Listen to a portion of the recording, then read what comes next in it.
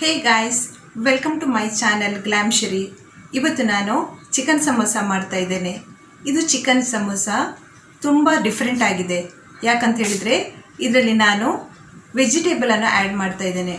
ಇದು ವೆಜಿಟೇಬಲ್ ಹಾಕೋದ್ರಿಂದ ಈ ಚಿಕನ್ ಸಮೋಸದಲ್ಲಿ ಟೇಸ್ಟ್ ತುಂಬ ಒಳ್ಳೇದು ಬರ್ತದೆ.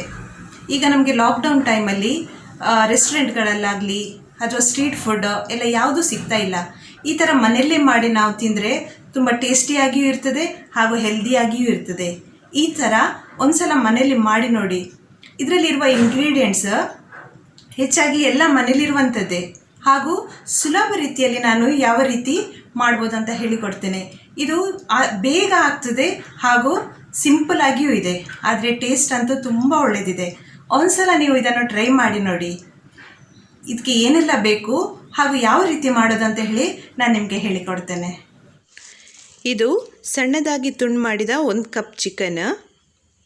ನೆಕ್ಸ್ಟ್ ಇದು ಅರ್ಧ ಕಪ್ ಕ್ಯಾರೆಟ್ ತುರಿ, ಸಣ್ಣದಾಗಿ ಹೆಚ್ಚಿದ ನೀರುಳ್ಳಿ ಅರ್ಧ ಕಪ್, 1/4 ಕಪ್ಪಷ್ಟು ಕ್ಯಾಪ್ಸಿಕಮ್, ಇದು ಶುಂಠಿ ಮತ್ತು ಬೆಳ್ಳುಳ್ಳಿ 1 ಟೇಬಲ್ ಸ್ಪೂನಷ್ಟು, ಕ್ಯಾಬೇಜ್ 1 ಕಪ್ಪಷ್ಟು. ಮಸಾಲೆ ಹುಡಿಯಲ್ಲಿ ಮೆಣಸಿನ ಹುಡಿ 1 tablespoon, chaat masala 1 tablespoon, ಜೀರಿಗೆ ಹುಡಿ ಅರ್ಧ ಟೇಬಲ್ ಸ್ಪೂನ್, ಕೊತ್ತಂಬರಿ ಹುಡಿ 1 ಟೇಬಲ್ ಸ್ಪೂನ್, ಅರಿಶಿನ 1/4 table spoon, garam masala 1 table spoon ಹಾಗೂ ಉಪ್ಪು ರುಚಿಗೆ ತಕ್ಕಷ್ಟು. ಈಗ ಬಾಣಲೆಯಲ್ಲಿ ಎಣ್ಣೆ ಹಾಕ್ಕೊಂಡು, ಜಾಸ್ತಿ ಎಣ್ಣೆ ಬೇಡ, ಅದರ ಜೊತೆಗೆ ಶುಂಠಿ ಬೆಳ್ಳುಳ್ಳಿಯೇ ಕಟ್ ಮಾಡಿದ್ದನ್ನು ಒಳ್ಳೆಯಾಗಿ ಫ್ರೈ ಮಾಡ್ಕೊಳ್ಳಿ. ಜಾಸ್ತಿ ಕಪ್ಪಾಗೋದು ಬೇಡ, ಸ್ವಲ್ಪ ಫ್ರೈ ಆದರೆ ಸಾಕು. ಇದಕ್ಕೆ ನೀರುಳ್ಳಿಯನ್ನು ಹಾಕುವ. ನೀರುಳ್ಳಿ ಸ್ವಲ್ಪ ಫ್ರೈ ಆಗಬೇಕು, ಸ್ವಲ್ಪ ಟ್ರಾನ್ಸ್ಪರೆಂಟ್ ಕಲರ್ ಬಂದರೆ ಸಾಕು. ಈಗ ಇದಕ್ಕೆ ಕ್ಯಾರೆಟ್ ತುರಿಯನ್ನು ಹಾಕ್ತಾ ಇದ್ದೇನೆ.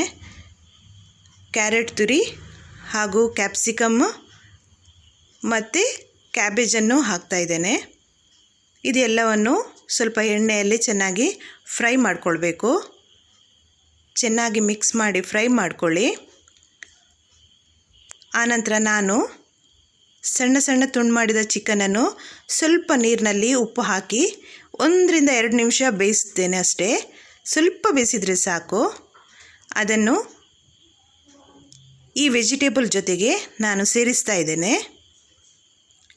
ಇದನ್ನು ಸೇರಿಸಿ ಚೆನ್ನಾಗಿ ಮಿಕ್ಸ್ ಮಾಡಿಕೊಳ್ಬೇಕು.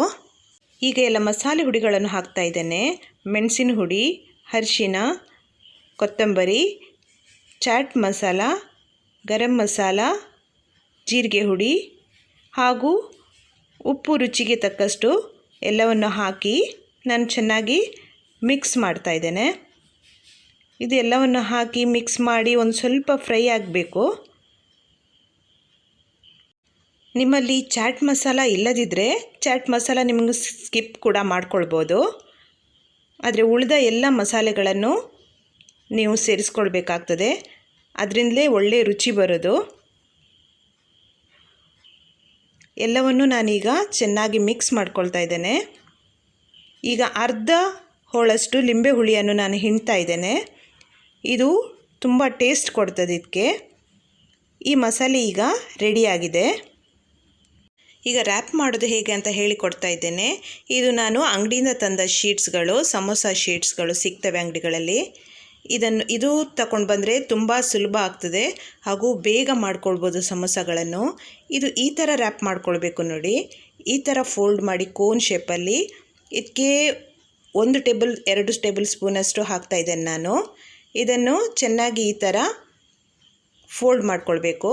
ಹಾಗೂ ನಾನು ಇಲ್ಲಿ ಮೈದಾಕ್ಕೆ ಸ್ವಲ್ಪ ನೀರು ಹಾಕಿ ಇಟ್ಕೊಂಡಿದ್ದೇನೆ. ಈ ಮೈದಾವನ್ನು ಈ ಥರ ಹಚ್ಕೊಂಡು ಈ ಥರ ಫೋಲ್ಡ್ ಮಾಡಿದರೆ ಅದು ಚೆನ್ನಾಗಿ ನಿಲ್ತದೆ ಹಾಗೂ ಬಿಟ್ಕೊಳ್ಳೋದಿಲ್ಲ. ನೋಡಿ, ಇನ್ನೊಂದು ತೋರಿಸ್ತಾ ಇದ್ದೇನೆ. ಈ ಥರ ಫೋಲ್ಡ್ ಮಾಡಿಕೊಂಡು ಇದಕ್ಕೆ 1-2 ಟೇಬಲ್ ಸ್ಪೂನಷ್ಟು ಮಸಾಲ ತುಂಬಿಸ್ಕೊಂಡು ಫೋಲ್ಡ್ ಮಾಡ್ಕೊಳ್ಬೇಕು. ಈ ಥರ ಈ ಮೈದಾ ಸ್ಲರಿಯನ್ನು ಹೀಗೆ ಹಚ್ಕೊಂಡು ಈ ಥರ ಫೋಲ್ಡ್ ಮಾಡಿದರೆ ನೋಡಿ ಎಷ್ಟು ಚೆನ್ನಾಗಿ ನಿಲ್ತದೆ ನೋಡಿ. ಈ ಥರ ಫೋಲ್ಡ್ ಮಾಡಿಕೊಂಡು ಎಲ್ಲವನ್ನು ನಾನು ಇಡ್ತೇನೆ. ನೋಡಿ, ಎಲ್ಲವೂ ನಂದು ರ್ಯಾಪ್ ಮಾಡಿ ಇಟ್ಕೊಂಡಾಗಿದೆ. ಈಗ ಬಿಸಿಯಾದ ಎಣ್ಣೆಯಲ್ಲಿ ಫ್ರೈ ಮಾಡ್ತಾ ಇದ್ದೇನೆ. ಎಣ್ಣೆ ತುಂಬ ಬಿಸಿಯಾಗಿರಬೇಕು. ಈ ಥರ ನಿಧಾನವಾಗಿ ಒಂದೊಂದೇ ಹಾಕ್ಕೊಳ್ಬೇಕು, ಜಾಸ್ತಿ ಒಂದೇ ಸಲ ಹಾಕ್ಕೊಳ್ಳಿಕ್ಕೆ ಹೋಗಬೇಡಿ. ಈ ಥರ ಹಾಕಿ ನೀವು ತಿರುಗಿಸ್ತಾ ಇರಿ. ಈ ಥರ ತಿರುಗಿಸ್ತಾ ಇದ್ದರೆ ಕಲರ್ ತುಂಬ ಒಳ್ಳೆಯದಾಗಿ ಬರ್ತದೆ, ಈವನ್ ಆಗಿ ಕಲರ್ ಬರ್ತದೆ. ಇಲ್ಲದಿದ್ದರೆ ಒಂದು ಕಡೆ ಕಪ್ಪಾಗಿ ಒಂದು ಕಡೆ ಲೈಟ್ ಕಲರ್ ಬರ್ತದೆ. ಅದಕ್ಕೋಸ್ಕರ ಈ ಥರ ತಿರುಗಿಸ್ತಾನೇ ಇದ್ದರೆ ಒಂದೇ ಥರ ಕಲರ್ ಬರ್ತದೆ. ಈಗ ನೋಡಿ, ಇಷ್ಟು ಕಲರ್ ಬಂದರೆ ಸಾಕು ಅನ್ನಿಸ್ತದೆ ನನಗೆ. ಇದನ್ನು ತೆಗೆಯೋಣ. ಇದೇ ರೀತಿ ನಾನು ಎಲ್ಲ ಸಮೋಸಗಳನ್ನು ಫ್ರೈ ಮಾಡ್ಕೊಂಡು ತೆಗಿತೇನೆ. ಈ ಥರ ಫ್ರೈ ಮಾಡಿಕೊಂಡು ತೆಗೆದ ನಂತರ ನಾನು ಎಲ್ಲವನ್ನೂ ಫ್ರೈ ಮಾಡ್ಕೊಂಡಿದ್ದೇನೆ. ನೋಡಿ ಎಷ್ಟು ಚೆನ್ನಾಗಿದೆ ನೋಡಿ. ಇದು ತುಂಬ ಟೇಸ್ಟಿಯಾಗಿರ್ತದೆ. ಒಂದು ಸಲ ಟ್ರೈ ಮಾಡಿ ನೋಡಿ. ನನ್ನ ಈ ವಿಡಿಯೋ ಇಷ್ಟ ಆದಲ್ಲಿ ಲೈಕ್ ಮಾಡಿ, ಶೇರ್ ಮಾಡಿ, ಸಬ್ಸ್ಕ್ರೈಬ್ ಮಾಡಿ. ಅಲ್ಲಿವರೆಗೆ stay home, stay safe. Thanks for watching.